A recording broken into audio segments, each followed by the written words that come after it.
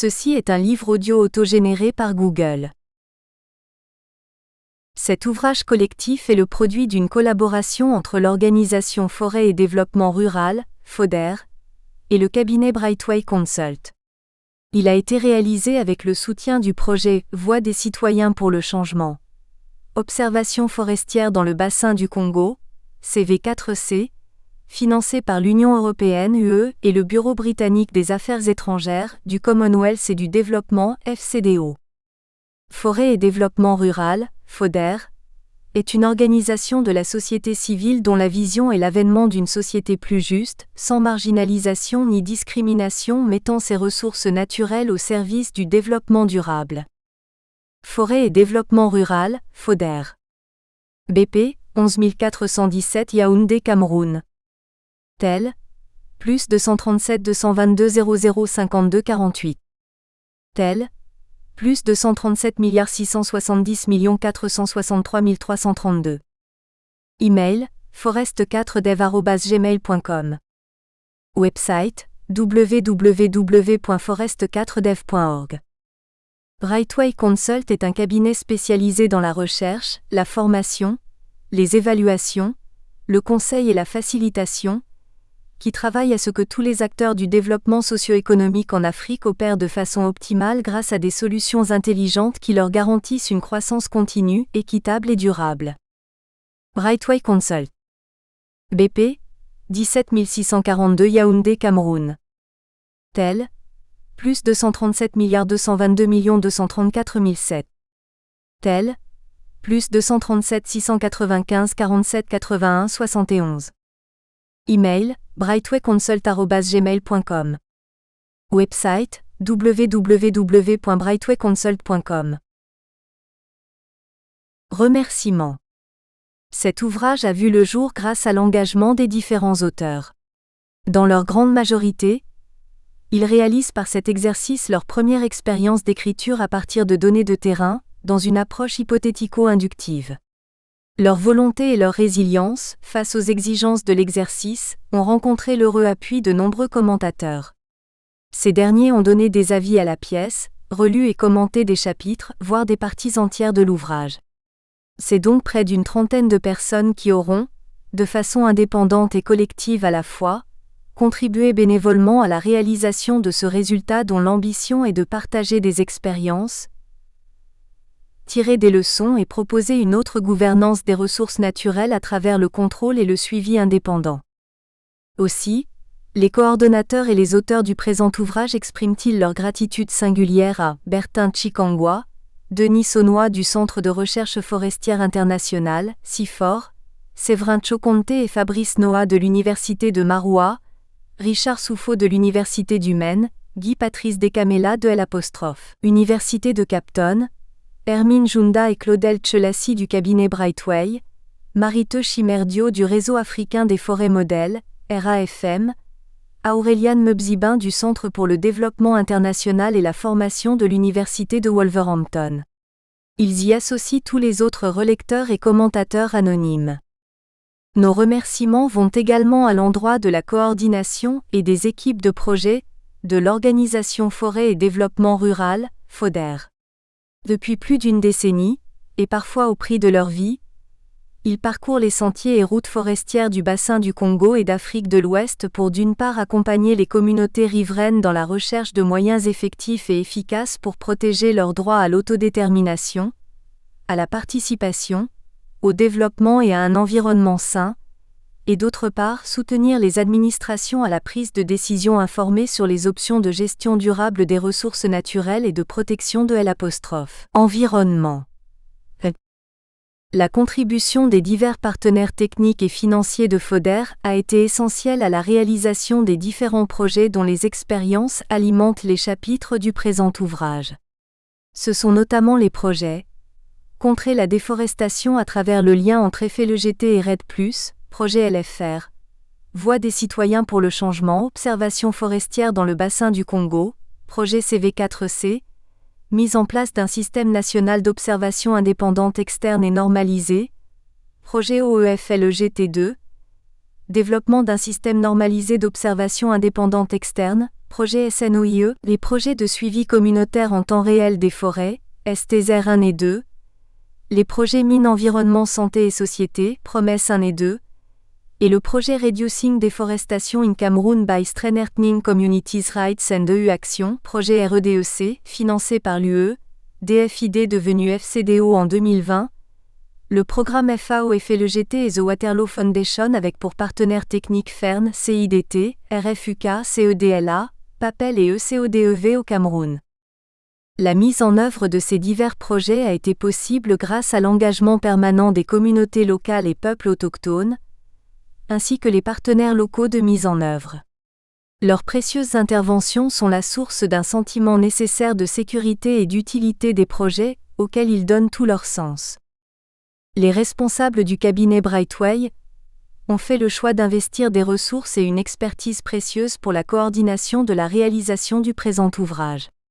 Leur intérêt pour la protection de l'environnement sous-tend la décision de participer, à travers ce projet d'écriture, à la démocratie technique et au renforcement des capacités citoyennes des équipes de projet de FODER, en vue de la promotion de la bonne gouvernance des ressources naturelles.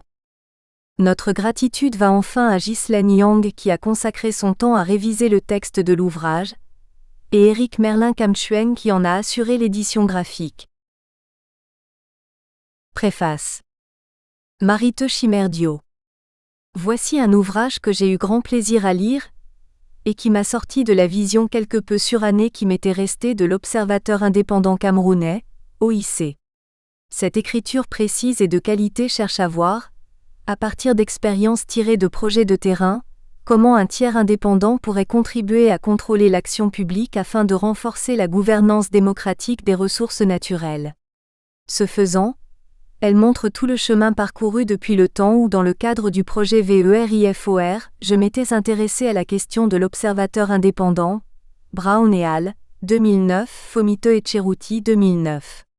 À cette époque, le problème de l'externalité de l'observateur indépendant OI, vis-à-vis de l'État comme de la société camerounaise, ainsi que la question de son indépendance et de son efficacité faisait partie des sujets à débat sur la vérification dans le secteur forestier.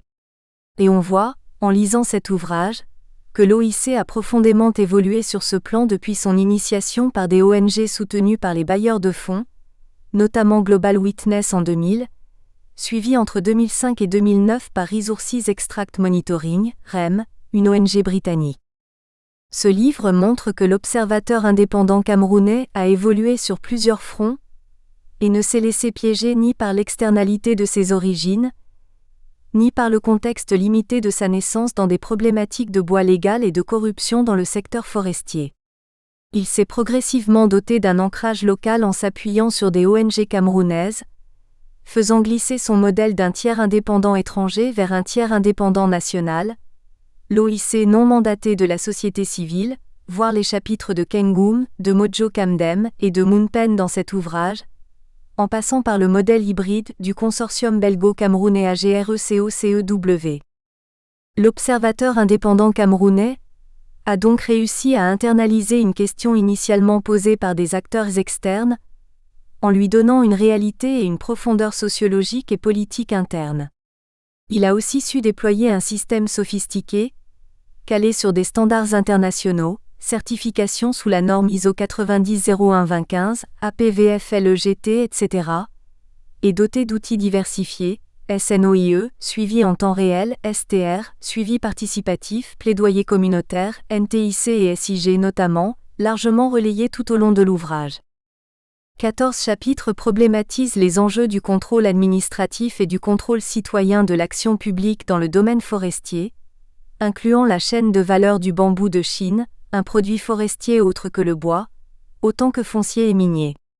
Ce travail est fait sous des angles divers et originaux incluant le plaidoyer et les obligations sociales des entreprises, le renforcement des capacités des acteurs locaux, les problématiques technologiques liées au suivi et même à l'exploitation, comme dans le cas de l'exploitation artisanale minière semi-mécanisée.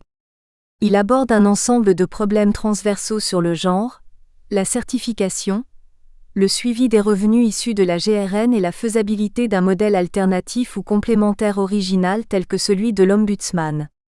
L'ouvrage a enfin le mérite de relever que ces initiatives restent fortement tributaires de financements occidentaux, ce qui pose des problèmes de permanence, d'efficacité, d'indépendance et de capacité d'influence, en arrière-plan du débat sur l'externalisation de la construction de l'État dans les grands bassins forestiers, Kengum, ci-après. Ce travail confirme que du point de vue de la vérification, la forêt est un champ parmi d'autres et que l'observateur indépendant n'est lui-même qu'une figure parmi d'autres. En effet, le passage d'un exercice uniquement centré sur le bois vers des problématiques englobant les mines, le foncier, les PFNL et un ensemble de questions transversales confirme une leçon déjà tirée par le projet VERIFOR, mis en œuvre dans plusieurs pays sur le déploiement de la vérification dans des domaines aussi divers que le contrôle de la prolifération nucléaire, l'exploitation des diamants, les normes de salubrité de l'industrie alimentaire, Observation des processus électoraux et la justice administrative, Persbo, 2005, Smiley, 2005, Brown 2006, Brown and Van Midwood, 2006, Luttrell et Nash, 2008, Dio 2007 et 2008. Par ailleurs, il est important de noter l'existence de systèmes de vérification autres que l'observateur indépendant. Dans l'ouvrage collectif Bois légal Brown et al. 2009, qui couvre une douzaine de pays, il n'apparaît pratiquement que dans les cas du Cambodge, du Cameroun et du Honduras. Les systèmes du Brésil et de la Malaisie sont par exemple fortement structurés par paliers de juridiction pour réaliser une indépendance interne au système administratif, alors qu'en Colombie-Britannique, le Forest Practices Board, qui contrôle et audite les pratiques forestières et les plaintes des citoyens, est un organisme externe indépendant créé par le gouvernement.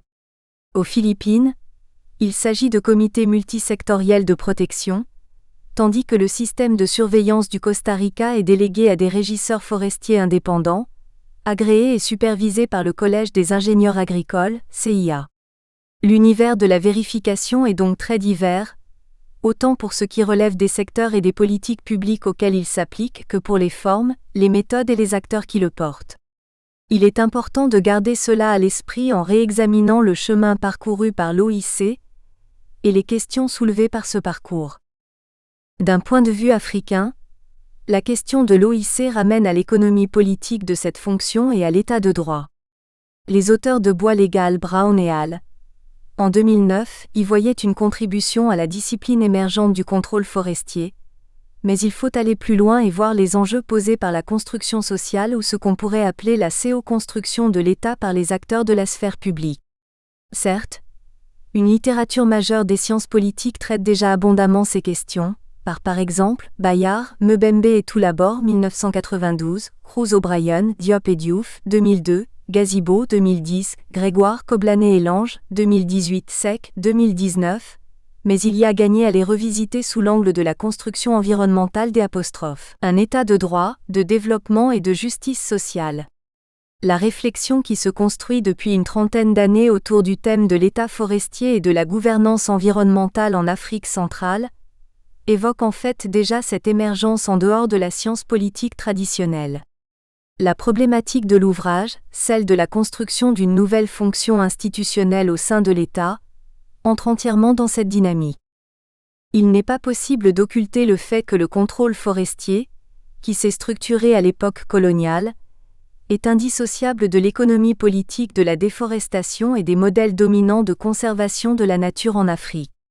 Essentiellement pilotés de l'extérieur, ces derniers se sont souvent trouvés en porte-à-faux de logiques plus endogènes de construction de l'État et de structuration de ses rapports avec les communautés et les citoyens, Dio 2010. Il y a donc, fatalement, un transfert d'allégeance qui se fait des clients sociaux vers les clients payeurs, un transfert des gens que l'on est censé servir vers les gens qui paient. Cela pose donc un enjeu, celui du rôle de la société civile dans la construction de l'État, à la fois comme force externe et comme partie prenante. L'obligation de capitalisation de l'expérience de l'OIC doit donc aller plus loin que les questions techniques de monitorage, de suivi et d'indépendance de l'observation, pour aborder celle de la contribution citoyenne à la construction de l'État. Le livre amorce le lien entre les deux à partir d'une réflexion initialement centrée sur la construction de la fonction d'OI, du point de vue de sa fonctionnalité comme la construction des contrôles et des équilibres nécessaires à la justice administrative, et à un rapport démocratique apaisé entre l'État et les citoyens dans la gestion des ressources naturelles. Il faut donc, à partir de collaborations et de trajectoires institutionnelles initialement focalisées sur l'État de droit, repenser certaines catégories du rapport des citoyens à l'État et aborder les modalités de cette co-construction de l'État. Dans les chapitres introductifs et de mise en contexte, Félicien Kengoum pose la problématique de l'OI comme une fonction en construction. Au cœur de celle-ci se trouve la question de l'indépendance et de l'efficacité du vérificateur et du système de vérification dans son ensemble. Ces questions sont épineuses, car elles ne riment pas nécessairement avec les concepts de pouvoir et les éléments de la théorie des stakeholders qui imprègnent l'ouvrage. Ainsi, lorsque les auteurs pointent la reconfiguration de l'arène des acteurs, on se pose la question du lien avec les questionnements fondamentaux de l'ouvrage relatifs à la description de la fonction et de la forme de l'observateur indépendant, à l'évaluation de son indépendance et des conditions d'exercice de celle-ci et aux questions prospectives sur l'avenir de cette fonction. La notion de partage des pouvoirs, largement relayée par la littérature récente sur le sujet, est ambiguë. S'agit-il d'un rapport de force? En quoi est-ce un partage? Et le pouvoir en est-il véritablement l'objet? Les luttes pour le pouvoir se situent d'abord dans le champ de la compétition politique. Or, nous sommes dans un ordre de représentativité institutionnelle qui devrait être transpolitique. Pour être représentatif, le pouvoir doit s'appuyer sur des institutions et des traditions représentatives, quelle que soit par ailleurs la nature de l'État. Sous l'angle de la construction institutionnelle qui ressort de cet ouvrage, on parlera davantage de construction d'équilibre, de contrepoids et de contre-pouvoir démocratique dans l'administration des affaires publiques que de partage stricto sensu. Par rapport au pouvoir, il s'agirait davantage d'accès et d'influence que de partage ou d'exercice brut de la puissance publique. En fait, au cœur de la fonction de l'OI, comme décrit dans l'ouvrage, se situe un trade-off et une tension entre indépendance et efficacité. Ce qui amène les auteurs à discuter de l'OI externe ou interne, mandaté ou non mandaté, c'est le conflit entre le commanditaire, celui qui a besoin de ce travail, et la nécessité d'une fonction indépendante. Comment résoudre ce conflit de façon que l'État en sorte renforcé dans ses fonctions de service à la société? En pensant l'OIC comme une fonction de cette construction de l'État, il faut voir comment internaliser cette construction dans une démarche autocentrée. Or il y a deux modèles, deux voies possibles. Une construction critique de la fonction de l'OI qui se fait soit en opposition à l'État sur un modèle société contre État, soit dans une mobilisation citoyenne critique qui se fait pour l'État, dans le sens où elle s'efforce de renforcer d'un même élan la justice sociale, la résilience des sociétés et la souveraineté des États. C'est dans cette optique que prend sens la discussion sur l'Ombudsman. Le dernier chapitre, en s'inspirant des leçons tirées des différents chapitres de l'ouvrage, pose les jalons pour un débat sur la nécessité d'un ombudsman de la gestion des ressources naturelles. Ceci nous apparaît comme un résultat de l'approche méthodologique qui traverse ce travail collectif. On sent dans cette approche la volonté de regarder les faits tels qu'ils émergent afin de voir où conduisent les éléments qui en ressortent, notamment sur les questions de pouvoir et de légitimité, mais surtout d'indépendance, d'efficacité et de permanence de l'observateur indépendant. On voit le tiers essayer de se frayer un chemin d'indépendance lui permettant d'être efficace sans souffrir de la supervision de l'acteur étatique qu'il est supposé contrôler. Or toutes les tentatives de positionnement de l'OI comme acteur d'influence se soldent à date par une soumission, une sujétion à l'autorité. D'où l'intérêt pour l'ombudsman, et la façon dont il réussit à être un acteur d'influence tout en étant indépendant. Les travaux sur l'ombudsman, par ailleurs défenseur du peuple et médiateur, montrent une origine institutionnelle copiée par la Suède de l'Empire ottoman, mais dotée d'une historicité profonde et diverse remontant à l'Égypte ancienne, à la Chine et la Corée avant l'ère moderne. À partir des années 2000, cette institution s'est étendue à la plus grande partie de la planète, au point de s'imposer comme nouveau standard de l'état de droit et de l'approfondissement institutionnel des dynamiques démocratiques. Les francophones sont ceux qui ont développé la fonction de médiateur, la plus consensuelle et la plus proche de l'État. Les autres modèles d'ombudsman sont en général plus indépendants ou plus engagés, ce qui veut dire, en passant, qu'il y a plusieurs façons de construire cette fonction. L'ombudsman peut aussi exister comme modèle sectoriel, et pas seulement comme figure centrale nationale de rééquilibrage des rapports entre l'État et les citoyens. C'est ce qui permet aux auteurs de penser un modèle d'ombudsman sectoriel spécifiquement dédié à la gestion des ressources naturelles et jouissant de cette indépendance pour observer le comportement des acteurs de GRN, se saisir des enjeux et des problèmes de gouvernance qui émergent afin de les mettre à la disposition des autorités, puis de monitorer l'efficacité des actions correctives qui en découlent. Le modèle de l'ombudsman sectoriel existe déjà dans beaucoup de domaines, de l'université aux entreprises et aux hôpitaux. Partout, on peut créer un médiateur. Les problèmes qui se posent sont des problèmes de mandat, d'efficacité, d'influence et de pouvoir-faire. On est en plein dans la problématique de l'OI.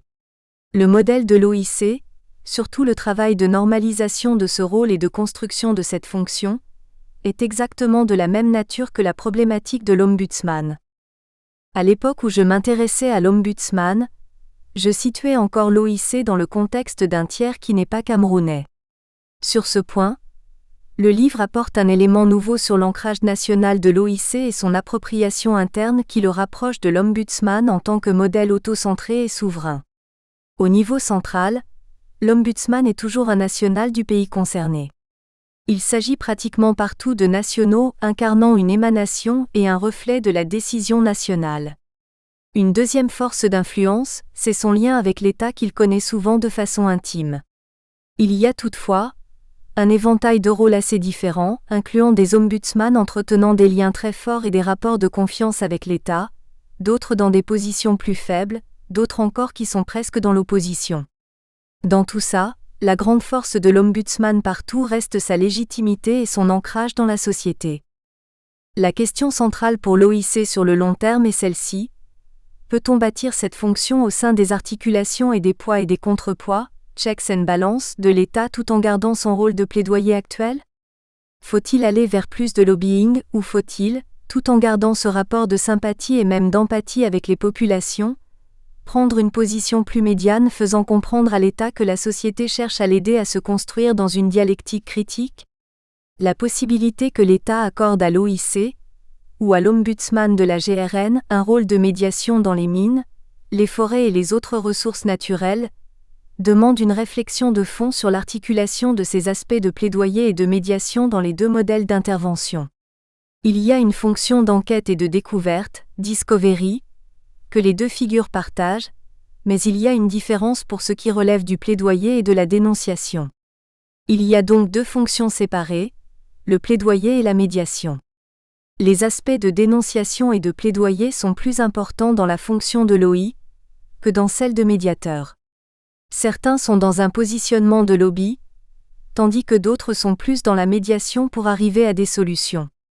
Un médiateur indépendant, influent et favorable au peuple, pourra plus facilement user de sa position pour amener l'État à réagir favorablement aux recommandations issues de ses enquêtes. Il peut même pousser l'État à accepter certaines solutions.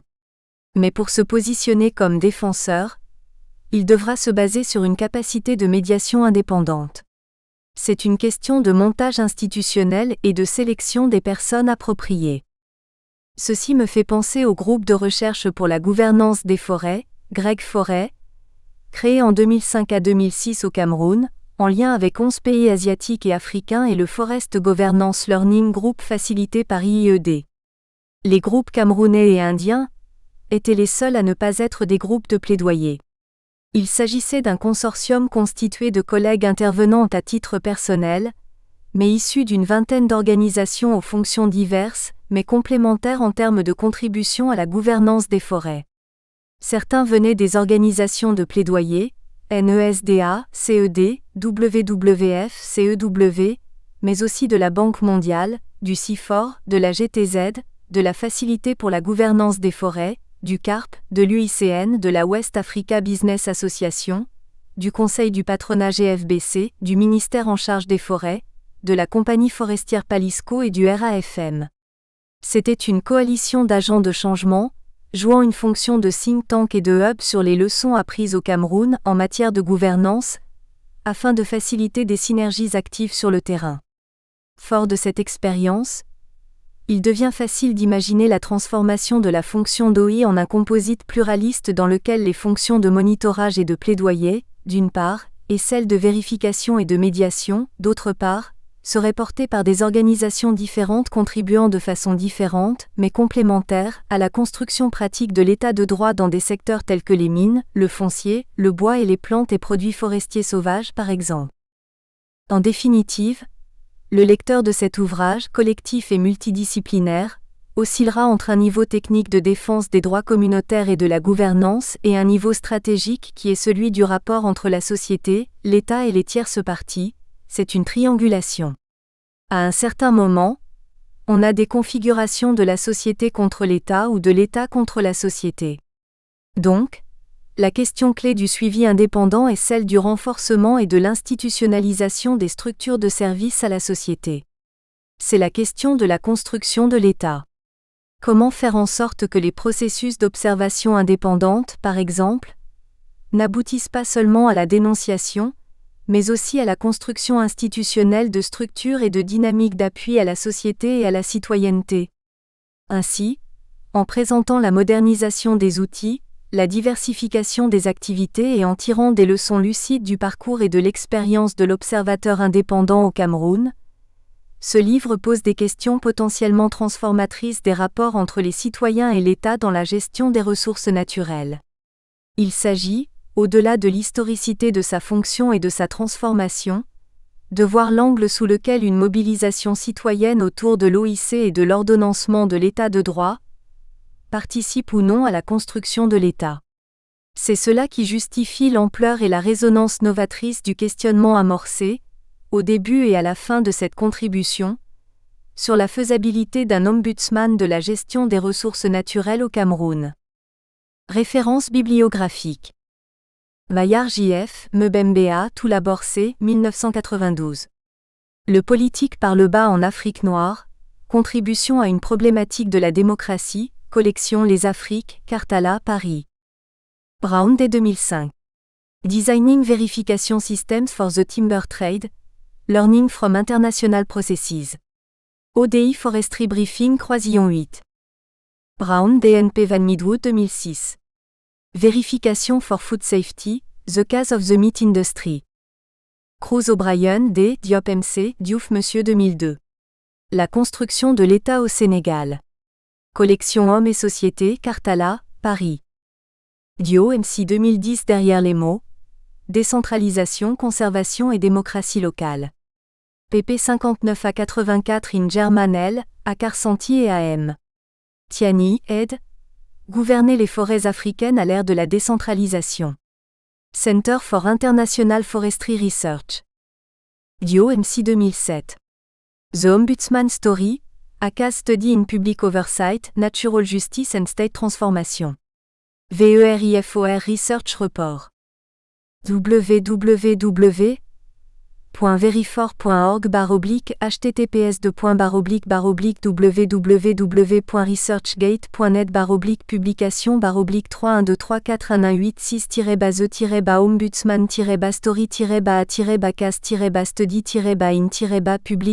www.verifor.org/public/story-ast-tpes://gate.net/public-publication/public-31243-198-6-base-bas-story-bas-tiré-bas-study-bas-in-bas-public-publication-public-bas-story-bas-in-bas-public-publication/public-bas-story-bas-in-bas-public-publication. Dio MC 2008, Ombudsman, People's Defenders and Administrative Justice in State Transformation, VERIFOR Comparative Case Study Set. ODI Research Report and Studies. Fomite T et Cerruti P 2008. Vérification in the Forest Sector in Cameroon. Country Case Study 11. Verifor. https://www.odi.org/site/odi.org.uk/fil/audit-asset/public-audi-affiliate/parablic-4458.pdf. Gazibo Monsieur 2010. Introduction à la politique africaine. New Edition Online. Montréal, Presse de l'Université de Montréal. Grégoire Koblané JF et Lange MF, 2018. L'État réhabilité en Afrique. Réinventer les politiques publiques à l'ère néolibérale, Cartala, Paris. Luttrell C. N. Nasher, 2008, The Experience of Election Observers, Lessons for the Process of Timber Verification. ODI Research Report and Studies. Papa-Ogosek, 2019. La construction de la nation en Afrique. L'État à la croisée des chemins. Cas des pays riverains du fleuve Sénégal. Collection Harmattan Sénégal. SMII 2005. The Kimberley Process Certification Scheme for Rough Diamonds, VERIFOR Comparative Case Study 1. ODI Research Report and Studies, The Ecuadorian Outsourced National Forest Control System Case Study. Introduction générale. Félicien Kengoum et Laurence W. ETESO. La gouvernance des ressources naturelles en Afrique n'a certainement pas fini de susciter de l'intérêt. Les parties prenantes des différents processus, et à divers niveaux de gouvernance, s'accordent sur le fait qu'elles ont besoin aujourd'hui plus que jamais d'être innovantes sur la meilleure façon de gérer de manière intégrée les ressources forestières, minières, foncières, ainsi que les revenus qui en découlent pour que les États puissent atteindre les objectifs de développement durable. Les principes de bonne gouvernance en général, la capacité et la coordination des acteurs en particulier, se situent en effet au cœur d'une telle démarche, comme des conditions essentielles pour garantir la participation effective et efficace des acteurs au processus de décision, de mise en œuvre et de contrôle de l'action publique de gestion des ressources naturelles. Ces capacités sont largement dépendantes de la qualité des informations auxquelles les acteurs ont accès et qui, en construisant leur savoir, déterminent leur choix d'options. Pourtant, la production de l'information dans le contexte des pays en développement reste largement dépendante des travaux des organisations de recherche gouvernementales et non gouvernementales. Le rôle des associations et autres organisations locales de la société civile est, dans la majorité des cas, limité à la dénonciation et au plaidoyer. L'organisation Forêt et Développement Rural, FODER, a fait le constat que les projets mis en œuvre dans le cadre des activités quotidiennes des organisations de la société civile nationale génèrent une masse importante de données essentiellement exploitées dans la limite du temps et des objectifs des projets. Elle a conclu sur le fait que si ces données sont exploitées de façon optimale pour générer des informations et des connaissances nouvelles, elles seraient de nature à mieux contribuer à orienter les options de bonne gouvernance des ressources naturelles, puisqu'elles révèlent l'essence même des problèmes de gouvernance tels qu'ils sont ancrés dans les faits. C'est dans ce sillage que FODER a sollicité l'expertise du cabinet de consultants Brightway, pour qu'il renforce les capacités de ses équipes à la valorisation des données issues des projets de développement et de protection des ressources naturelles qu'il met en œuvre dans diverses régions du Cameroun et dans d'autres pays d'Afrique centrale et de l'Ouest. À l'issue de l'activité, les équipes devaient alors être en mesure de produire des rapports et des documents d'analyse et de plaidoyer robustes, assis sur les évidences et destinés aux parties prenantes de la gestion des ressources naturelles des pays d'intervention de l'organisation. Le choix de la ville de Bertoua, où s'est déroulé l'atelier y afférent, n'était certainement pas anodin. C'est en effet la capitale de l'Est, la plus grande région ancienne province forestière du Cameroun. C'est un des rares espaces de l'Afrique centrale où se rencontrent tous les types de pression sur les terres forestières, et où en 2018 étaient concentrées, d'après nos observations, près de 70% des activités des organisations de la société civile du domaine de la protection des ressources naturelles des terres forestières au Cameroun.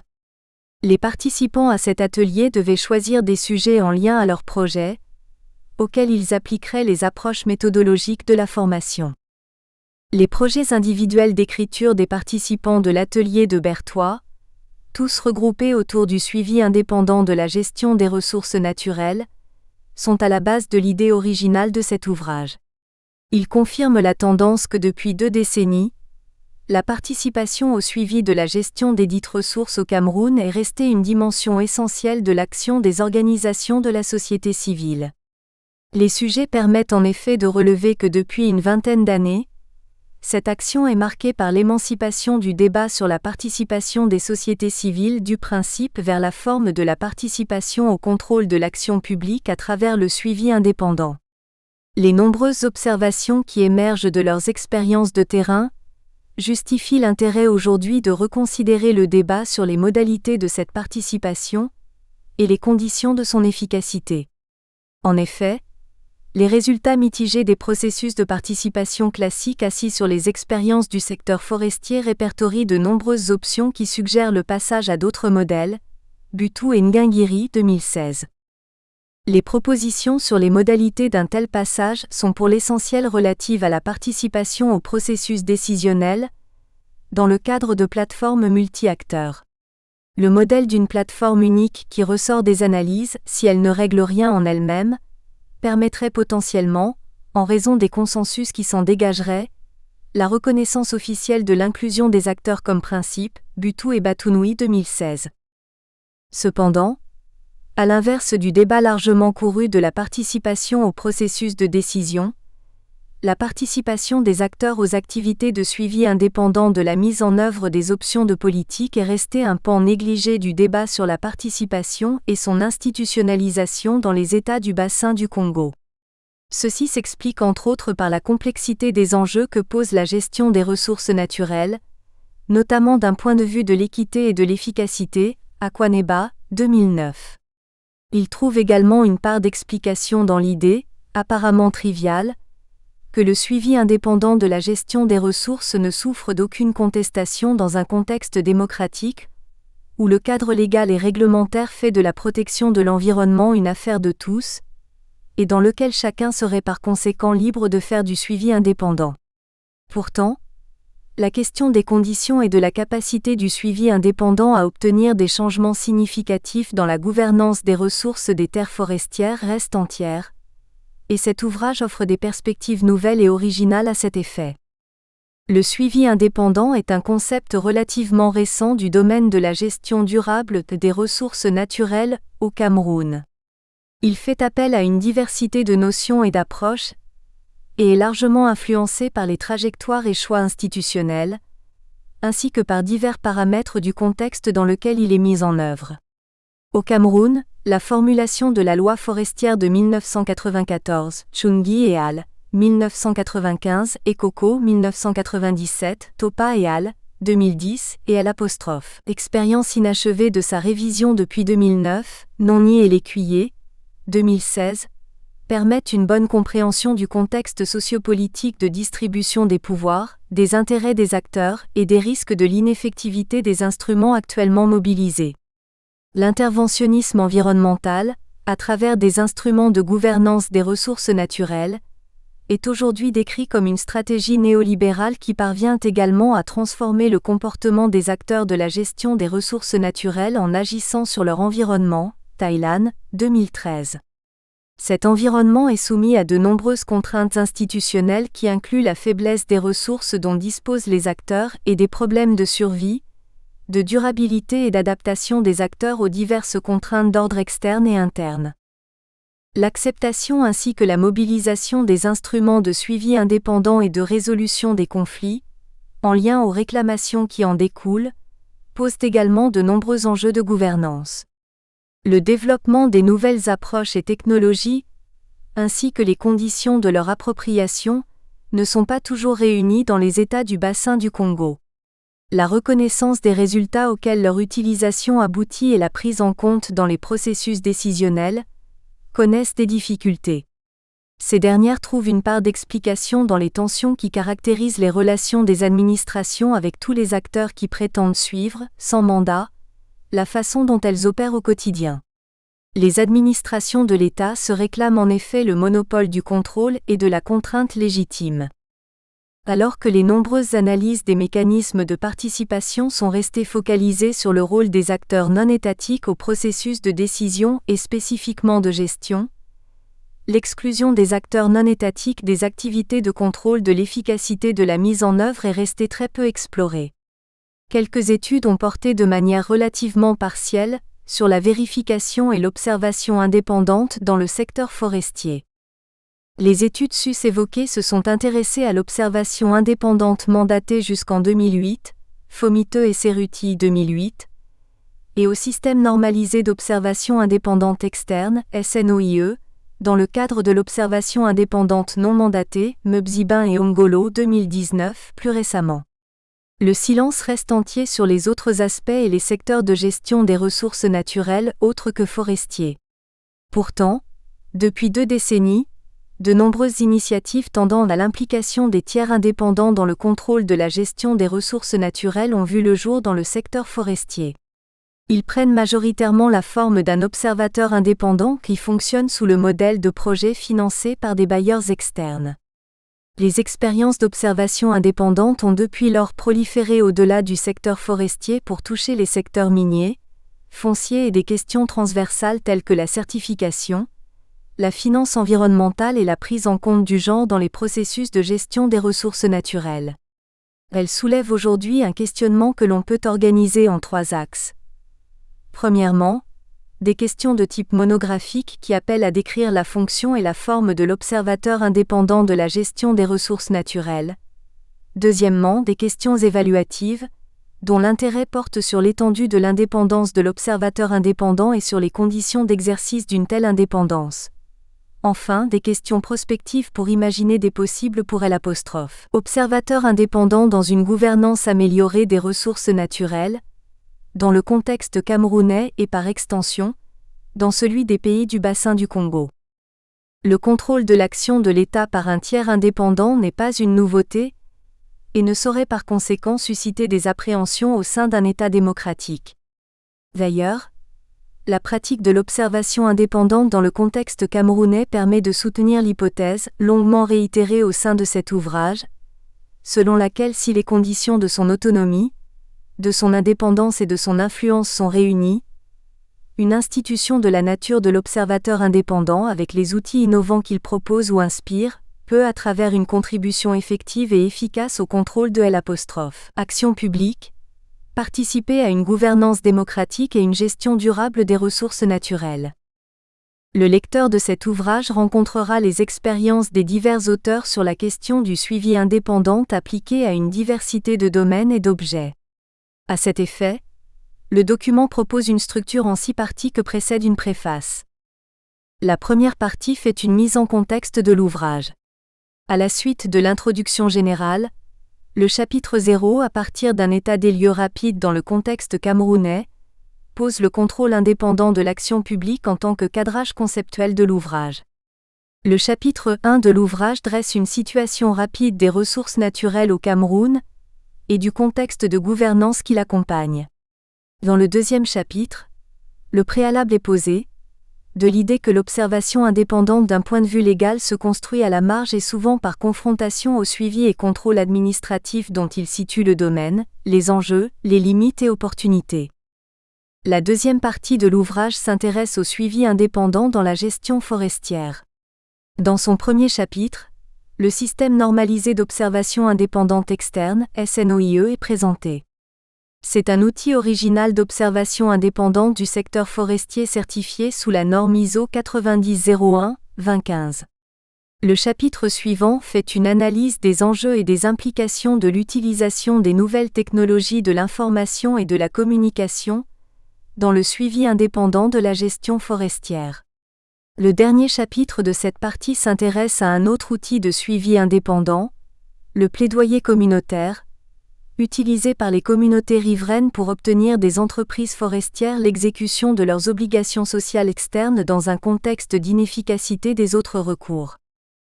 La troisième partie de l'ouvrage porte sur le suivi indépendant dans le domaine de la gestion foncière.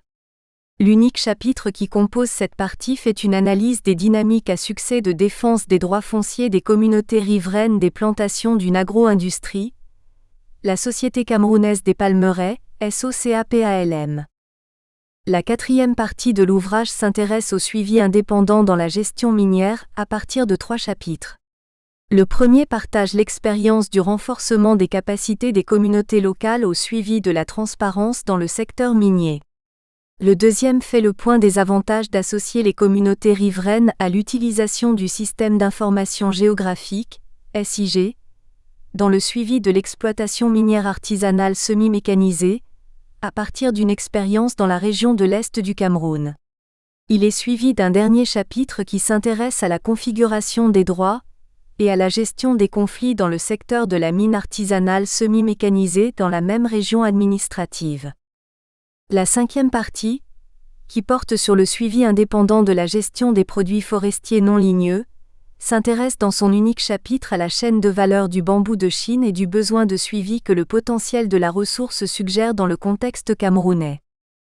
La 6e et dernière partie de l'ouvrage fait une analyse des questions transversales en lien au suivi indépendant de la gestion des ressources naturelles. Le premier chapitre essaie de discuter des considérations relatives à la prise en compte du genre, et qui pourraient influencer l'effectivité et l'efficacité de l'implication des communautés locales dans le suivi de la gestion des ressources naturelles. Ce chapitre précède un autre qui fait le point sur les options dont disposent les organisations non étatiques dans le suivi de la gestion des revenus issus de l'exploitation des ressources naturelles.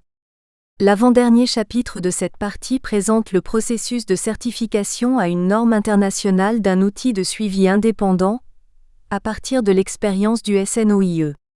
Le dernier chapitre, en s'inspirant des leçons tirées des différents chapitres de l'ouvrage, pose les jalons pour un débat sur la nécessité d'un ombudsman des ressources naturelles. Il y voit une option à débattre si l'on souhaite garantir l'efficacité, l'indépendance et la permanence de l'observateur indépendant dans le domaine de la gestion des ressources naturelles dans les pays du bassin du Congo. L'ouvrage se ferme sur une conclusion générale et une postface. Références bibliographiques. Akwaneba, G. 2009, Planning and Monitoring Forêt in Multi-Stakeholder Setting. In Chimerdio, Monsieur Azete, N. Prabhu R.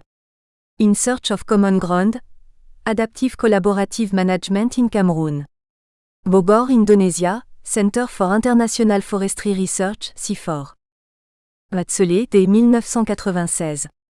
Contrôle de l'administration, Bruxelles, Presse universitaire de Bruxelles, 1996. Utouge et Ngingiri JC 2016. La gestion inclusive des forêts d'Afrique centrale, de la participation au partage des pouvoirs. Libreville, FAOCIFOR. ISBN 978 602 387 029 5. Utouge et Kapabatouni, F 2016. La plateforme multi-acteurs comme outil de gouvernance des forêts. IN. Utouge, Ngingiri JC. La gestion inclusive des forêts d'Afrique centrale, de la participation au partage des pouvoirs. Libreville, FAOCIFOR, pp 133-144. ISBN 978 602 387 029 5. Ekoko, F 1997. The Political Economy of the 1994 Cameroon Forestry Law. CIFOR Working Paper numéro 4. November. Fomite T et Ceruti P 2008. Verification in the Forest Sector in Cameroon. Countrycas Study 11. Verifor. https://www.audi.org/sid/odi.org/uk/feed/audit-asset/publication-opinion-files/opinion-58.pdf. Global Witness 2003. Observateur indépendant, expérience camerounaise. Présentation à la conférence ministérielle AFLEG, 13 au 16 octobre 2003. http://web.worldbank.org/archive/website 0066/web/pdf/presenta.pdf. Magdalens, C 2004. Le contrôle de l'action administrative, contribution à une typologie réorientée des contrôles, pyramide en ligne, 8, 2004, mise en ligne le 23 septembre 2011. http://journals.openedition.org/pyramide/376. Mebzibin, A. Esperluet Ongolo S. 2019. Complementarity Rivalry, and Substitution in the Governance of Forest. Learning from Independent Forest Monitoring System in Cameroon. Forest Policy and Economics, 109, 101,981. Noni B. et Guillaume L. 2016. La réforme de la loi forestière camerounaise. Un processus de concertation en forme de double spirale. IN. La gestion inclusive des forêts d'Afrique centrale, de la participation au partage des pouvoirs. Butou G. Ngingiri JC Sigrid A. Bakuma J. Karsanti A. Kuplevatskaya Butou I. Guillaume L. accent aigu DS. Libreville, FAOCIFOR, pp 133-144. ISBN 978-602-387-029. Thailand, F 2013. L'interventionnisme environnemental, une stratégie néolibérale. Raison politique 52 4 77 à 87. Deoli, 10.3917-05200077. Chungier, Gartlan S, Mopsimojia, Fondo Sicode, Yumbia, Ndiatsana Monsieur and Winpeniji, 1995. Structural Adjustments and Sustainable Development in Cameroon. ODI Working Paper 83. Page 38 www.odi.org/resources/doc/7002.pdf. Young dès 2005. Observation indépendante des forêts, un outil pour la justice sociale. Power Tools. https://policypowertools.org/tools/doc/ifm-tool-french.pdf. Première partie mise en contexte. Chapitre 0 Contrôle indépendant de l'action publique et gestion des ressources naturelles. Félicien Kengoum. 1. Introduction. Dans un contexte pluraliste, l'action publique n'est plus le produit de l'initiative solitaire de l'État. Elle est le résultat d'un dialogue entre les différentes catégories d'acteurs impliqués dans l'action publique. On est désormais dans une situation de coproduction ou co-construction de l'action publique qui se décline en co-responsabilité dans le cadre de la démocratie participative, Fraisse, 2018. On se situe alors dans une perspective cognitive en ce qu'il s'agit d'agir sur les représentations dominantes qui, dans certains cas, tendent à l'exclusion des politiques publiques, de certains acteurs et de certains problèmes, Muller, 2000, comme c'est le cas des États du bassin du Congo lorsqu'il s'agit de la gestion des ressources naturelles, GRN. Cette transformation ouvre la voie au passage du contrôle de l'institution publique au contrôle de l'action publique qui intéresse cette analyse. Le contrôle de l'action de l'État prend sa source même dans la séparation des pouvoirs dont l'objectif est de limiter l'arbitraire et d'empêcher les abus dans l'exercice des missions souveraines en permettant aux différents pouvoirs indépendants de se maîtriser, Montesquieu, 1748. Le législateur ne peut exécuter, car rien ne l'empêcherait de se corrompre en prenant des lois qui lui sont favorables, et l'exécutif ne peut juger car aucun contrôle de l'action publique ne serait possible. Le contrôle de l'action de l'État, y compris par des tiers non étatiques, fonde donc l'essence même des modèles démocratiques. Il se justifie dans l'État de droit, en tant que ce dernier renvoie entre autres à l'efficacité des institutions de l'État, au respect des règles légales par les autorités publiques, à la faible prévalence de la corruption au sein des administrations et à l'impartialité dans la décision publique, Carsanti 2020. Les concepts qui ont accompagné la participation des tiers au suivi de l'action de l'État dans le domaine de la gestion des ressources naturelles sont nombreux. Ils méritent qu'on s'y attarde pour mieux cerner l'idée de l'observateur indépendant en tant que fonction en construction du suivi indépendant de l'action publique. L'analyse de l'UEFLEGT Facility non datée identifie plusieurs types de suivi, à savoir l'audit indépendant, l'observation indépendante des marchés, et le suivi indépendant des effets de l'APV par les parties à l'accord. Ce modèle de classification opérationnelle qui caractérise la majorité des analyses de la question ne permet pas de rendre compte de l'ensemble des situations qui émergent de la pratique du suivi indépendant. Les activités documentées dans le présent ouvrage nous inspirent une classification différente des activités de l'observateur indépendant, en trois catégories: l'observation, l'audit et le contrôle. L'observation est définie comme l'accumulation et le recueil des informations sur un phénomène. Elle est caractérisée par l'idée que l'observateur est dans une position d'apprentissage du processus ou du mécanisme qu'il observe, Berthiaume 2004. Elle se distingue par conséquent de l'évaluation, dont la finalité est de mettre les informations obtenues par l'observation en lien avec des critères qui sont définis au préalable, Rouillard, 2012. L'observation dans le domaine de la GRN, parce qu'elle est une réponse à un déficit de gouvernance, est essentiellement inscrite dans le régime de la preuve, puisqu'elle génère l'information à partir de laquelle les dénonciations des pratiques illégales vont être faites. Les démarches de renforcement des capacités et d'implication des différentes parties prenantes dans les mécanismes d'observation visent ce que Juncker, 1960, décrit comme l'observation participante périphérique, dans laquelle l'observateur crée des liens de confiance avec les membres du groupe qui l'observent et participent à leurs activités sans occuper un rôle important dans la situation étudiée. Il ne s'agit point d'une observation engagée, Renou 2005. S'agissant de l'audit, le décret numéro 2013-159 du 15 mai 2013 portant régime particulier du contrôle administratif des finances publiques au Cameroun le définit comme une activité indépendante et objective qui donne à une organisation une assurance sur le degré de maîtrise de ses opérations, lui apporte ses conseils pour les améliorer et contribue à créer de la valeur ajoutée. Il aide cette organisation à atteindre ses objectifs en évaluant, par une approche systématique et méthodique, ses processus de management des risques, de contrôle et de gouvernance, et en faisant des propositions pour renforcer leur efficacité. L'audit suppose une expertise professionnelle par un agent compétent et impartial, lequel aboutit à un jugement ou une évaluation. À l'inverse de l'observation qui implique l'apprentissage et la possibilité d'une démarche unilatérale comme présenté dans la section précédente, l'audit met en jeu l'expertise et le consentement des deux parties que sont l'auditeur et l'audité, en vue de la satisfaction du client ou de l'accroissement de la confiance. Dans le cas d'un audit externe, l'auditeur peut être le client ou le fournisseur lui-même. Le contrôle, en ce qui le concerne, s'entend différemment selon les perspectives choisies.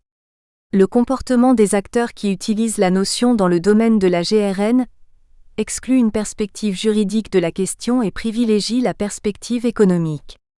En effet, leur objectif lorsqu'ils parlent de contrôle n'est pas relatif à la propriété de la chose ou à la prise de participation dans les entreprises qui exploitent les ressources en jeu.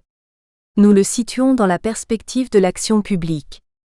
Le contrôle se définit donc par rapport à celui qui le met en branle. Lorsque c'est une administration, on parlera de contrôle administratif, encore appelé contrôle institutionnel de l'action publique. Lorsque c'est une organisation non étatique, on a affaire au contrôle citoyen de l'action publique. Le contrôle de l'action administrative s'entend de l'ensemble des actes et des comportements portant examen et appréciation de l'action administrative en rapport à des risques que l'on souhaite maîtriser, notamment le recours à l'arbitraire, l'excès ou le détournement de pouvoir, et la violation des principes d'efficacité, d'efficience et d'économie, Magdalens, 2004. L'action administrative peut faire l'objet d'un contrôle organisé, c'est-à-dire établi par un texte législatif ou réglementaire, ou alors être simplement inorganisée, c'est-à-dire relever d'initiatives non établies par un texte réglementaire. Dans l'un comme dans l'autre cas, le contrôle peut être interne ou externe et se réaliser ex ante, ex post, ou alors il peut simplement être permanent ou concomitant aux activités, Batzel, 1996. Ainsi, dans le cadre de cet ouvrage, nous nous intéresserons à l'activité de l'observateur indépendant en tant qu'elle s'inscrit dans l'idée de contrôler l'action publique. De nombreux arguments soutiennent aujourd'hui l'idée que les outils mobilisés par les États du bassin du Congo ne leur permettent pas d'atteindre les objectifs de contrôle de l'action publique dans divers domaines. Les principales conséquences de l'irrégularité, voire l'absence de contrôle et de l'impunité, sont la mauvaise gouvernance et l'incapacité de l'État à assumer sa principale mission de garantir les conditions d'un développement durable, intégré et équitable de tous les maillons de la société. Dans le même temps, un discours croissant soutient l'idée que même à la suite des réformes liées au paradigme du nouveau management public NMP, le rapport des administrations à la société reste marqué par des tensions en raison des rationalités centralistes qui sous-tendent lesdites réformes, Machak 2004, Tamekou 2018. Pourtant, ces réformes visaient l'objectif de situer l'État et ses administrations dans une relation client-fournisseur avec les citoyens, de sorte à donner au dernier un droit de regard sur la qualité du service rendu par le premier. Le contexte actuel de la gestion des ressources naturelles dans les États du bassin du Congo est marqué par la promotion des principes démocratiques et de bonne gouvernance avec des exigences de suivi qui intègrent davantage de contradictoires. Il en résulte que désormais, en plus du contrôle institutionnel, on assiste à l'émergence des courants tendant à soutenir l'idée de la participation des citoyens dans le contrôle de l'action publique. Cette nouvelle tendance prend la forme d'activités dites de suivi indépendant de la gestion des ressources naturelles. Elles sont menées au Cameroun par les organisations de la société civile depuis plus de 2 décennies, face aux administrations de l'État qui ont régulièrement opposé une certaine réticence aux initiatives non mandatées parce qu'elles se réclament le monopole du contrôle de l'action publique. La justification de la pertinence de l'idée d'un regard tiers sur la gouvernance de l'État, à partir de l'expérience de la gestion des ressources naturelles au Cameroun, est désormais incontournable du débat sur la participation des acteurs non étatiques à la gouvernance de l'État. La place de l'observateur indépendant et l'efficacité du contrôle citoyen de l'action publique participent de leur légitimité et de leur efficacité. Et il importe de saisir la façon dont l'acceptation progressive de l'idée de l'observateur indépendant dans le domaine de la gestion des ressources naturelles, même dans les évolutions de son modèle, ouvre des perspectives à la reconstruction de l'État dans le bassin du Congo en général et au Cameroun en particulier. 2. Le contrôle de l'action publique. Le contrôle de l'action publique, en fonction de l'auteur, peut prendre la forme du contrôle institutionnel lorsqu'il est porté par l'État ou ses agences, et celle du contrôle citoyen lorsqu'il est le fait d'acteurs non étatiques sans mandat de l'État tel que décrit à la figure 1. 2.1. Le contrôle institutionnel de l'action publique. Les rares définitions existantes de la notion de contrôle administratif relèvent du domaine du droit administratif, que nous ne souhaitons pas retenir comme l'unique approche de cette analyse. Nous lui associons celle du management public. Ainsi, une définition relativement exhaustive incluant ces 2 perspectives voit dans le contrôle administratif des procédés et moyens d'action qui ont pour objet la vérification de l'activité ou de certaines activités de l'administration afin de s'assurer que celle-ci agit en vue de satisfaire les besoins d'intérêt général pour lesquels elle a été créée, dans la sphère de ses compétences, dans le respect de la légalité et dans les limites des moyens mis à sa disposition. Batzel, 1996. Il est institutionnel. Ainsi, le contrôle institutionnel de l'action publique inclut celui exercé par le Parlement, par l'appareil judiciaire, et l'auto-évaluation de l'État. Dans les pays africains, il a été largement influencé par le nouveau management public, NMP, dont les principes et les techniques proposées au début de la décennie 1980 posaient le paradigme de la modernisation des administrations publiques, Shamsul, 2007. Le souci est de basculer d'une relation d'autorité à une relation de service entre l'administration et les administrés. Ainsi, l'administré citoyen devient client et bénéficie de l'action administrative. Dans de nombreux pays africains, y compris au Cameroun, ce revirement s'est opéré sous le couvert des plans nationaux de gouvernance, PNG, ces documents nationaux dont l'objectif est de définir un cadre d'action et d'interaction entre l'État, le secteur privé et la société civile, Tamekou 2008, qui inclut le contrôle. Le contrôle interne de l'action de l'administration se distingue en 3 types, le contrôle hiérarchique, les corps d'inspection et le contrôle financier. Figure 1, le cadre du contrôle de l'action publique. 2.2. Le contrôle citoyen de l'action publique, CCAP. La notion de contrôle citoyen de l'action publique offre un cadre intéressant pour situer la fonction de l'observateur indépendant dans son modèle qui intéresse cet ouvrage. Le CCAP part de la Déclaration des droits de l'homme et du citoyen de 1789, articles 14 et 15, qui dispose que tous les citoyens ont le droit de constater par eux-mêmes ou par leurs représentants la nécessité de la contribution publique et d'en suivre l'emploi. La société a le droit de demander compte à tout agent public de son administration. Ce texte fonde le droit, pour tout citoyen ou organisation citoyenne au sein de l'État, d'initier et d'exercer une mission de contrôle de l'action publique. Son contenu est d'ailleurs souvent repris par les constitutions des États.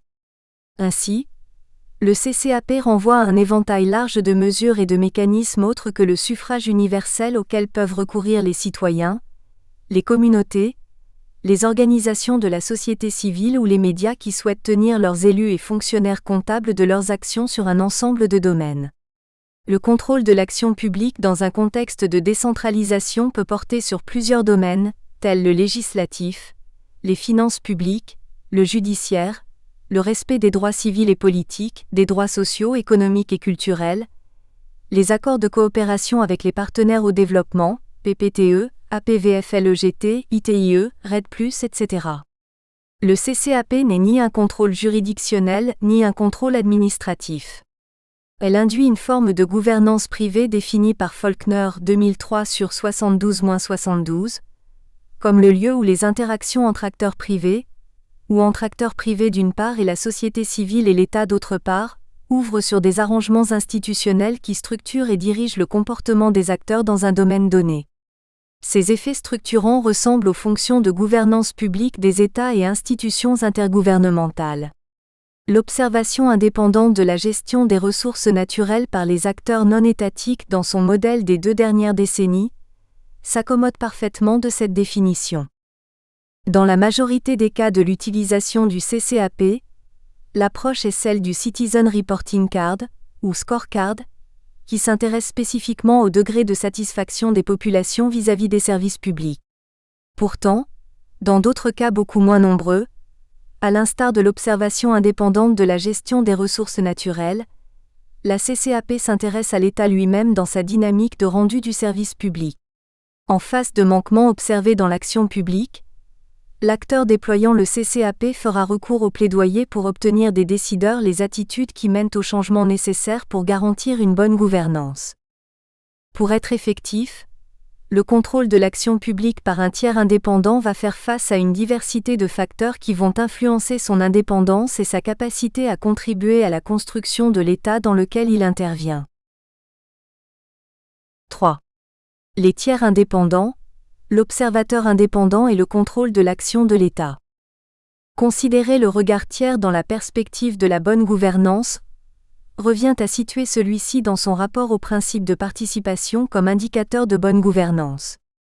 En effet, comme le souligne Marie-Elisabeth Volkrieg 2007, le concept de tiers implique une dimension de transcendance, d'extériorité. Le regard tiers est une contrainte et l'individu doit y consentir s'il souhaite continuer ou recommencer à décider collectivement, à collaborer ou à partager un même univers social. Le tiers peut prendre la forme, entre autres, d'un médiateur pour construire des consensus à partir d'un modèle commun qui est extérieur aux parties. Cette conception de la place d'un observateur indépendant, au sein des acteurs de la gouvernance des ressources naturelles, relève d'une plus grande complexité. En effet, l'expérience du regard d'autrui est fondamentalement ambiguë, Manon 2008. Si le philosophe fait des autres un enfer, Sartre 1947, l'idée du regard tiers, dans une approche de la participation, fait de l'observation indépendante une expérience qui permet aux acteurs d'avoir une idée claire de la valeur de leur présence et de leurs actions dans un processus de gestion des ressources naturelles. Le tiers est désormais inscrit dans le langage courant comme ayant une place importante, lorsque des individus ou des groupes éprouvent des difficultés à interpréter leur situation, et se trouvent en situation d'incapacité à trouver une issue acceptable à leurs divergences à l'occasion d'une action commune, comme c'est le cas dans le suivi de la GRN. Le regard tiers, pour suivre ou contrôler la gestion de la cité par l'ordre gouvernant, est consubstantiel aux sociétés humaines. Dans les sociétés contemporaines, l'exemple le plus répandu, généralisé dans les années 1990 et 2000, prend la forme de l'institution d'ombudsman. Elle s'inspire de l'Ombudsman de la justice, Justitieombudsman, créé par le gouvernement suédois en 1809. Il est défini comme un officiel indépendant désigné pour recevoir, vérifier et apporter des solutions aux plaintes relatives à l'iniquité dans les actions de l'administration de services publics, Dio 2007. Il n'est ni un élu, ni une autorité gouvernementale parallèle. Il se situe donc entre le peuple et les appareils de l'État tant au niveau exécutif que législatif et judiciaire. Pour qu'il soit efficace, l'ombudsman doit remplir les conditions d'appropriation, d'indépendance, de légalité, de standard, d'impact et d'influence. C'est à ce titre qu'il est devenu un standard de l'État démocratique moderne, Dio 2008. Dans la grande majorité des États où elle existe, cette institution indépendante prend diverses dénominations et se résume en 3 modèles selon les régions du monde. Le Parliamentarian Ombudsman dans les systèmes anglo-saxons, le médiateur de la République en France et pays d'influence francophone, le défenseur du peuple en Amérique latine et au Québec, lire Dio 2007 et 2008. S'il est établi que ces acteurs, dans ces différents contextes, ont prouvé leur capacité à influencer l'État et sa gouvernance, ils sont caractérisés par le fait qu'ils se présentent davantage comme médiateurs et intègrent moins la fonction de dénonciation et de plaidoyer. Les États de l'Afrique centrale n'ont pas été très réceptifs au concept d'ombudsman à l'échelle constitutionnelle. Seuls le Gabon en 1992 et la République du Congo en 1998 ont intégré des dispositions constitutionnelles qui prévoient l'existence d'une telle institution à l'échelle nationale. Au Cameroun, il n'existe pas un ombudsman au niveau national. Cependant, une diversité d'institutions étatiques de niveau sectoriel telles la Commission des droits de l'homme, le Conseil national de la communication CNC, le Contrôle supérieur de l'État CONSUPE, répond au modèle de l'ombudsman, sans qu'aucune d'entre elles ne jouisse de toute l'indépendance qui est censée le caractériser. Comme le relève opportunément Nguelietou, 2008, si l'État au Cameroun est désormais le siège de nombreuses mutations, il continue de revendiquer avec succès le monopole de la coercition légitime, le contrôle et une domination sur la société. Il essaie par conséquent de contrôler les institutions mises en place dans la perspective d'observer l'action des différents maillons de l'État. S'il est possible d'établir que toutes ces institutions étatiques de contrôle de l'action de l'État jouissent d'une certaine légalité et d'une certaine influence, leur indépendance peut être discutée en raison notamment des modalités de désignation de leurs membres, de la durée de leur mandat et du niveau de leur subordination vis-à-vis de l'autorité qui les nomme. De même, leurs saisines et les procédures y afférentes ne sont pas toujours ouvertes au public. Les tiers qui souhaitent, et parfois interviennent dans les processus de gestion durable des ressources naturelles en Afrique centrale, se réclament une diversité d'identités. Ils sont décrits régulièrement dans le secteur forestier autour de la dénomination fédérative d'observateurs indépendants ou observateurs externes. Dans le secteur minier, notamment dans le cadre de l'ITIE, on voit apparaître d'autres concepts à l'instar de celui de réconciliateur et des valideurs indépendants Rava et Canan 2012. Leur rôle semble aller au-delà de l'idée du tiers médiateur tel que décrit ci-dessus, et prennent de nouvelles formes. Quelques textes essaient de préciser cette notion. Hugh Smith voit dans l'observateur indépendant une personne, physique ou morale, sélectionnée de l'extérieur afin d'agir comme une partie tierce sans préjugés, chargée de documenter un processus dans l'objectif de garantir qu'il soit conduit dans la légalité. Hugh Smith, 2013. Global Witness 2003 la décrit à la fois comme un mécanisme observateur indépendant, c'est-à-dire un ensemble de dispositifs mis en place et interindépendants pour remplir la fonction et pourtant se présente comme faisant office d'observateur indépendant. On le décrit même comme à la fois un acteur et un rôle d'observateur indépendant. D'ailleurs, le rôle qu'on lui prétend se veut très large: observer, rapporter et publier les informations, formuler les recommandations, promouvoir la transparence des informations, y compris le suivi des activités de l'auditeur indépendant, REM, non daté, ce dernier renvoyant à une réalité tout autre. Pourtant Young et al., 2005, relèvent que dans tous les cas le mandat de l'observateur se borne à l'observation. L'application de la loi reste fermement sur les épaules des agents officiels et des gouvernements. Pourtant, leurs expériences, couplées à celles de l'observation indépendante telle que menée par les acteurs nationaux dans le cadre des activités décrites dans le présent ouvrage, peuvent servir utilement à concevoir un modèle d'ombudsman du secteur de la gestion des ressources naturelles qui intégrerait les forêts, l'agriculture, le foncier, le minier et l'environnement. Le processus de l'observateur indépendant dans le cas de la gestion forestière, tel qu'il a évolué dans le contexte camerounais, traduit la capacité de sa dynamique à contribuer à une transformation de la gouvernance de l'État au Cameroun, si elle est mieux organisée. Dio 2008 propose un ensemble de conditions qui, classées en 4 groupes externes, internes, structurels et dynamiques, peuvent servir pour évaluer le contexte de l'observateur indépendant au Cameroun et sa capacité à contribuer à une gestion durable des ressources naturelles. Le premier groupe porte sur les conditions externes. Celles-ci sont constituées des règles de droit. Elles reposent sur le cadre légal national et la stabilité du cadre institutionnel, qui sous-tendrait l'institution de l'observateur indépendant.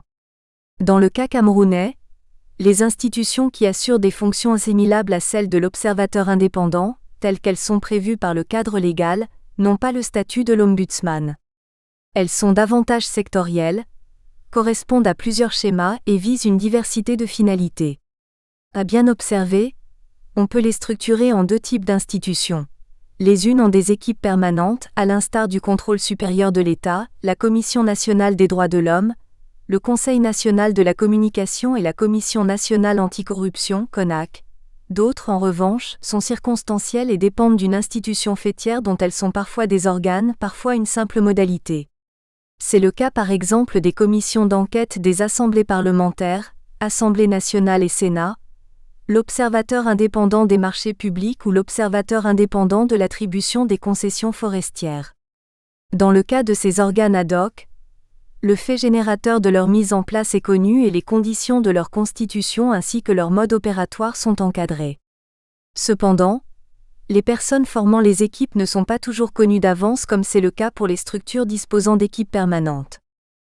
Le deuxième groupe porte sur les conditions structurelles. Celles-ci renvoient à la situation juridique de l'observateur indépendant. Il s'agit de savoir quel statut spécifique et quel niveau d'autorité légale le cadre légal lui donne. Ainsi, on observe au Cameroun le statut de personne morale attribué à certaines structures, avec le bénéfice de l'indépendance et de l'autonomie financière. C'est le cas de la Commission nationale des droits de l'homme, CNDH. La loi numéro 2019-014 du 19 juillet 2019 portant organisation et fonctionnement de la Commission des droits de l'homme au Cameroun, en fait, une institution indépendante de consultation, d'observation, d'évaluation, de dialogue, de conciliation et de concertation. Article 1 à 2, qui est doté de la personnalité juridique et de l'autonomie financière, article 2 à 1. Le Conseil national de la communication CNC, le Contrôle supérieur de l'État CONSUPE, la Commission nationale anticorruption CONAC, ou encore les chambres consulaires jouissent du même statut. La question de leur autorité légale se pose différemment, certaines bénéficiant d'une plus grande influence que d'autres en fonction du titre qui accompagne l'autorité en charge ainsi que de son ancrage. Alors que le CONSUPE et la CONAC sont rattachés à la présidence de la République, les autres institutions ne bénéficient pas du même privilège. Ils peuvent s'autosaisir et ouvrir une enquête, mais peuvent également être directement saisis par une personne physique ou morale. En cas de besoin, ils peuvent se constituer partie civile auprès des juridictions compétentes à la suite de leurs investigations sur les cas dont ils se sont saisis ou pour lesquels ils ont été saisis. D'autres acteurs ne bénéficient pas du statut de personne morale. C'est le cas par exemple de l'observateur indépendant auprès de la Commission d'attribution des concessions forestières, ou celui des marchés publics, qui est convoqué uniquement lorsqu'une décision d'attribution d'un contrat doit être prise. Le troisième groupe porte sur les conditions dynamiques. Elles sont constituées par la situation politique de l'environnement dans lequel opère l'observateur indépendant, notamment la trajectoire conflictuelle, la sensibilité politique, les comportements de l'État, la culture et les idéologies politiques. Pour mieux cerner la portée de ces éléments qui impulsent une vie au sein de l'État, il est utile de rappeler quelques dispositions constitutionnelles pertinentes. À ce titre, la Constitution du 18 janvier 1996 fait du Cameroun un État unitaire décentralisé qui reconnaît et protège les valeurs traditionnelles conformes aux principes démocratiques, aux droits de l'homme et à la loi, article 1. Le pouvoir est ainsi dévolu à plusieurs niveaux de gouvernance, y compris au niveau local.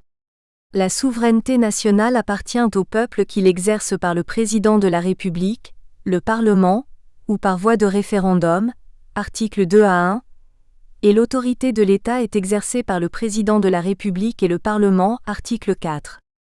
Le mode de rapport entre l'exécutif, le législatif et le judiciaire fait que les analystes ne s'accordent pas sur le régime juridique de l'État du Cameroun qui oscille entre une république de type parlementaire dualiste et une république de type présidentialiste. Ainsi, selon que le prévoit le contexte démocratique et les expériences de coexistence entre l'État et les autres acteurs, le peuple disposera d'ouvertures plus ou moins franches pour participer au contrôle de l'action publique. L'euphorie du début des années 1990, visant la décentralisation de la gestion des ressources naturelles et des réformes des cadres nationaux de GRN, tendait à aligner les États aux exigences de la nouvelle vision de la gestion durable des ressources naturelles, en réponse aux crises des décennies 1970 et 1980 et des réformes portées par les institutions de Bretton Woods dans le cadre des processus des ajustements structurels du début des années 1990, Chung-Gi et al., 1994. Pourtant, la réalité a vite rattrapé les États du bassin du Congo, y compris le Cameroun, jusqu'alors habitué à une gouvernance centralisée. Jean Gatsi 2001 relève même qu'au départ les rapports de l'État avec les acteurs de la société civile nationale étaient dominés par une certaine violence. En effet, l'État dans les pays des grands bassins forestiers est globalement présenté comme permanemment en quête de contrôle sur les ressources naturelles. Il lui est même reproché ensuite de détourner la vocation des processus de décentralisation de la GRN afin de garder la main mise sur ces dernières, Ribot et al., 2006. Ces reproches ont essentiellement eu pour fil conducteur les tentatives de l'État de mettre à l'écart les autres acteurs, notamment ceux issus de la société civile, sur la base de nombreux arguments, dont celui évoqué dans le Programme national de gouvernance (PNG) camerounais sur leur incapacité à jouer le rôle qui leur avait été attribué à l'issue des réformes des années 1990, République du Cameroun 2006. On observe en effet que le PNG au Cameroun a eu une influence particulière sur les rapports d'acteurs de la gestion des ressources naturelles. L'objectif sectoriel relatif à la participation publique n'a pas bénéficié des programmes d'appui au PNG. On a assisté au contraire à un retour de l'État au centre du processus décisionnel de GRN. Le document PNG dans sa version de l'année 2000 dispose que il est apparu nettement que pour que le secteur privé ou la société civile joue les rôles qui leur étaient désormais assignés, il fallait que leurs actions s'inscrivent dans une stratégie de développement économique et social, stratégie que seul l'État peut définir. La question qui s'est alors posée était de savoir comment réintroduire l'État dans la stratégie de développement économique et social de notre pays, dans un environnement où le secteur privé et la société civile avaient désormais des rôles bien définis et des champs d'action spécifiques. République du Cameroun 2000. Cette réintroduction de l'État est précisée par le même document comme étant un recentrage des fonctions régaliennes, économiques et sociales de l'État. La conclusion par Butu et Nguingiri 2016, comme beaucoup d'autres analyses, Bigombe 2004, Joary et Bigombe 2010, Arnoldson et al. 2008, sur l'inefficacité des processus de participation tant active que passive dans les processus de décision forestière des pays du bassin du Congo, tient à ce que dans la majorité des cas les motivations de l'administration publique à rechercher inclusion des parties prenantes, ne sont pas aussi désintéressées que ce qui est couramment affirmé. Dans de nombreux cas, il s'agit de remplir une conditionnalité posée par un bailleur de fonds, Ongolo et Badou, 2017. Le quatrième et dernier groupe porte sur les conditions internes. Elles sont constituées par le style de travail de l'observateur indépendant, son choix d'inscrire son action dans une certaine éthique et de garantir son indépendance et son intégrité. Ces conditions, en raison de leur transversalité, participent à ce que l'observateur indépendant dans son contexte d'intervention réalise ses objectifs ou ceux qui sont attendus de la communauté dont il représente les intérêts. Le Cameroun a connu deux types d'observateurs indépendants, avec des missions différentes. L'un mandaté par l'État du Cameroun, tandis que l'autre s'inscrit dans des initiatives portées par des organisations de la société civile en l'absence de tout mandat de l'État. En définitive, l'observateur indépendant évolue dans un contexte dont les conditions sus-évoquées participent à garantir ou à contraindre son indépendance et sa capacité à influencer, par son activité, la gestion des ressources naturelles. 4. L'indépendance et l'influence du contrôle externe de la gestion des ressources naturelles. L'indépendance n'est pas uniquement la conséquence d'une bonne construction juridique ou institutionnelle. Elle est surtout une subtile construction sociale dans la mesure où une diversité d'acteurs aux intérêts variés entre en jeu. Bien que la participation à la gestion des ressources naturelles soit posée comme un principe essentiel à la bonne gouvernance, la légitimité et la crédibilité de l'acteur en charge d'un contrôle externe de la gestion d'un secteur de développement ou d'un processus spécifique dépendent fortement de l'étendue de son indépendance par rapport à l'État. Or, ce qui importe dans le cas de l'observateur indépendant dans le domaine de la gestion des ressources naturelles va au-delà de l'indépendance stricto sensu, pour inclure la capacité des acteurs à se saisir de la marge de manœuvre que leur offre le cadre légal et à s'affirmer sur la durée. L'indépendance pose des enjeux spécifiques qui se distinguent de l'acceptation par l'État de la présence du tiers, ou même d'un statut légal. En effet, tel que proposé par la ECFP, on serait tenté de penser qu'une reconnaissance par l'État, et donc la légalisation, de l'observateur indépendant suffirait à en faire un moteur de changement. Pourtant, comme le souligne Dio 2008, dans le cas de l'Ombudsman, il faut faire attention de ne pas confondre le statut légal et les pouvoirs théoriques, car l'important n'est pas l'institution de l'observateur indépendant, mais davantage sa capacité à transformer la gouvernance des ressources naturelles dans un pays donné.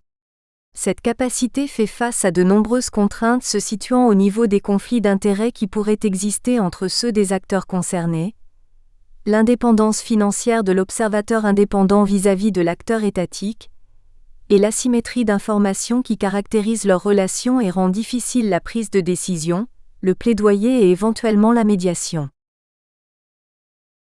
4.1. Observation indépendance et conflit d'intérêts. L'observation indépendante pose également le problème spécifique du conflit d'intérêts. Le conflit d'intérêts renvoie aux influences et aux pressions d'intérêts conflictuels qui pourraient remettre en cause leur impartialité et réduire l'objectivité qui est attendue de leur activité, Richard, 2003. Elle soulève l'idée de la relation entre l'observateur indépendant et celui dont il défend les intérêts, et qui pourrait dans certains cas prendre la forme d'une relation d'agence. La relation d'agence se définit comme un contrat par lequel une, ou plusieurs personnes nommées le principal, engage une autre personne désignée sous le terme agent, pour exécuter en son nom une tâche quelconque qui implique une délégation d'un certain pouvoir de décision à l'agent, Jensen and Meckling, 1976. On se trouve alors dans un scénario assimilable au mandat, mais l'existence de la relation d'agence repose sur 3 conditions. L'existence d'une asymétrie informationnelle, l'incertitude sur l'attribution des résultats et la disparité des rôles. Il y a par conséquent une situation de dépendance de l'un vis-à-vis de l'autre, mais également une situation de tension dans la mesure où les intérêts personnels du principal et de l'agent peuvent diverger. Garde, 2013. Comme le souligne Beigne, 2012, dans le cas des entreprises publiques au Cameroun et importées au nouveau management public NMP, dont se réclame la gouvernance de l'État au Cameroun, la logique des résultats qu'induit la relation d'agence favorise chez les dirigeants des comportements opportunistes générateurs de déviance organisationnelle. Alors que l'agent essaie d'atteindre les objectifs de son mandat, le principal pour sa part ne fait pas de concessions pour maximiser leur fonction d'utilité, marquée par le désir au minimum de conserver son poste, sinon d'être promu. L'observateur indépendant en tant qu'agent est dès lors face au problème de la reddition des comptes d'une part et du maintien de sa réputation d'autre part. Le problème de la reddition des comptes. Le modèle de l'agence permet de rendre compte de 2 situations dans l'analyse de l'indépendance de l'observateur indépendant. La première est la relation des institutions étatiques de gestion forestière et l'observateur indépendant mandaté. Dans ce cas, l'État mandate l'observateur indépendant de missions régaliennes spécifiques, lequel lui rend compte de son action sur le terrain. La deuxième situation est celle de l'observateur indépendant non mandaté, encore connu comme l'observateur indépendant externe, et son partenaire technique et ou financier. Ici, l'observateur indépendant ne se situe pas dans un rapport de dépendance avec l'État, mais s'inscrit dans une autre relation de dépendance cette fois avec l'acteur qui lui apporte le soutien technique et ou financier dont il a besoin pour fonctionner. En effet, l'agenda du bailleur est susceptible d'influencer l'impartialité et l'objectivité avec lesquelles l'observateur mène son action et rapporte les faits qu'il observe. Ce cas spécifique est très visible au sein des organisations de la société civile, engagées dans les activités de suivi indépendant non mandaté au Cameroun. Nous espérons que vous avez apprécié cet aperçu. Pour continuer à écouter ce livre audio sur Google Play Livres, Utilisez le lien dans la description de la vidéo.